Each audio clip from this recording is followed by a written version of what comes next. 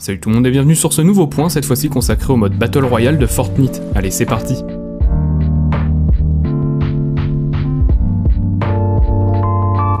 Je tiens d'ailleurs à préciser que je donnerai des conseils très utiles en fin de vidéo pour bien débuter et surtout faire top 1 peu importe votre niveau de jeu. Vous n'êtes pas sans savoir que le mode Battle Royale est en plein essor. H1Z1 et surtout PUBG ont été les piliers du genre depuis quelques années et c'est maintenant au tour de Epic Games de tenter leur chance avec Fortnite. Alors qu'est-ce que Fortnite a de si particulier et surtout est-ce réellement une alternative à PUBG? Eh bien c'est ce que nous allons voir dans cette vidéo.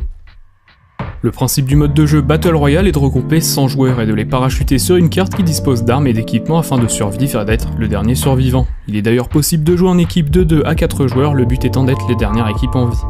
La particularité de ce mode de jeu est que vous n'allez pas pouvoir passer votre temps à vous promener à la recherche d'équipements pendant 2 heures, puisqu'en effet une zone se rétrécissant petit à petit vous forcera à vous déplacer et surtout créer des affrontements au fil du temps. Si vous ne vous trouvez pas dans la zone sûre, vous prendrez quelques dégâts et attention parce que même si en début de partie les dégâts ne sont pas énormes, ils s'avéreront bien plus conséquents vers la fin. Pour ce qui est des loots à ramasser, vous y trouverez des armes allant du pistolet à la mitraillette en passant par le fusil à pompe jusqu'au lance-roquettes et aux grenades. Ces armes disposent aussi d'un niveau d'efficacité et donc de rareté allant du gris à l'or. En plus de trouver du loot un peu partout, vous trouverez aussi des coffres et des caisses de munitions éparpillées dans la carte qui vous apporteront un petit soutien souvent bien utile. Il existe d'autres loots à ramasser comme par exemple les bandages, stockables jusqu'à 15 et vous rendant 20 points de vie, cependant il est impossible de soigner plus de 75% de sa santé. Et c'est pour cela que la priorité sera de trouver des trousses de soins stockables elles jusqu'à 3 qui, plus rares mais plus longues à utiliser, vous redonneront l'intégralité de vos points de vie. Ajoutez à ça qu'il est possible de trouver des potions d'armure, elles aussi très utiles pour absorber plus de dégâts lors de vos affrontements.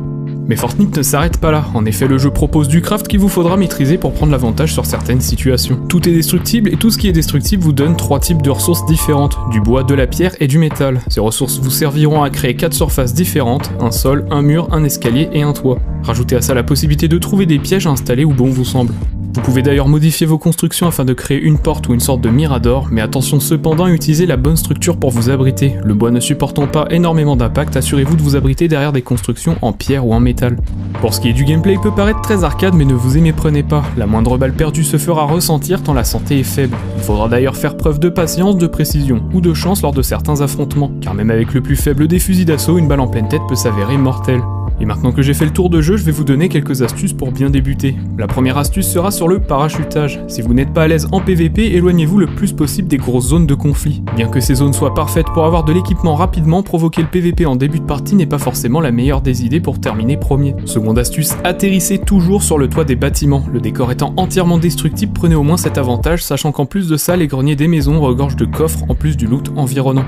Troisième astuce, ne rejoignez pas le centre de la zone à la moindre occasion. Restez le plus possible à l'extérieur en longeant les limites et en essayant de rejoindre la partie la plus proche de la zone actuelle. L'avantage de jouer de cette manière est de s'assurer que personne ne sera derrière vous.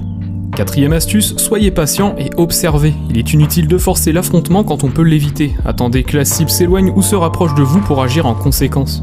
Cinquième astuce, farmez les ressources une fois la zone lootée est sûre. Votre priorité est de pouvoir vous défendre, faites en sorte de vous équiper avant de vouloir récupérer des ressources.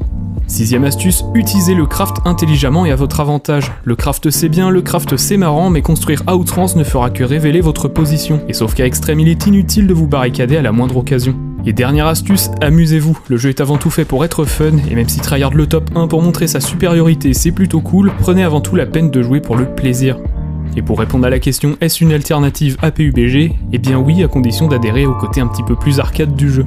Voilà, sur ce j'espère que cette vidéo vous aura plu, si ce n'est pas le cas je vous invite à le dire en commentaire, et moi je vous dis à la prochaine.